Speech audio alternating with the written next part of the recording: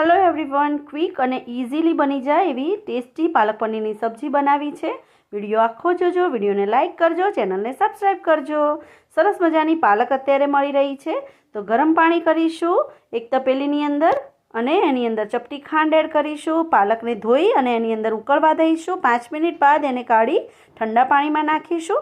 ફરી પાછું એને 5 મિનિટ બાદ કાઢી અને એક મિક્સી જારમાં લઈ થોડી હળદર નાખી સરસ પ્યુરી બનાવી લઈશું।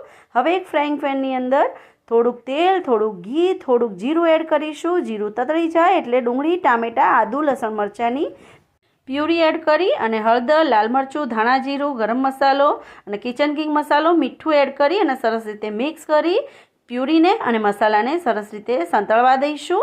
અને પછી આ રીતે પાલકની આપણે જે બનાવેલી પ્યુરી છે એ એડ કરીશું। ત્યારબાદ એને બધું સરસ રીતે મિક્સ કરીશું। લગભગ 3 થી 4 ચમચી જેટલું પાણી એડ કરીશું। ફરીવાર બધું મિક્સ કરીશું અને એની અંદર ટુકડા કરેલું પનીર અને થોડી કસૂરી મેથી એડ કરી બધું મિક્સ કરી અને ઢાંકીને ધીમા તાપે સરસ રીતે મિક્સ થવા દઈશું, ચડવા દઈશું। અને પછી આ રીતે થોડુંક બટર એડ કરીશું। આપ ઘી પણ એડ કરી શકો છો।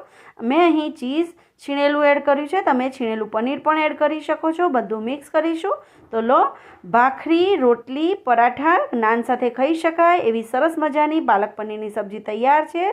ઉપરથી થોડીક તાજી મલાઈ એડ કરીશું। તો એન્જોય।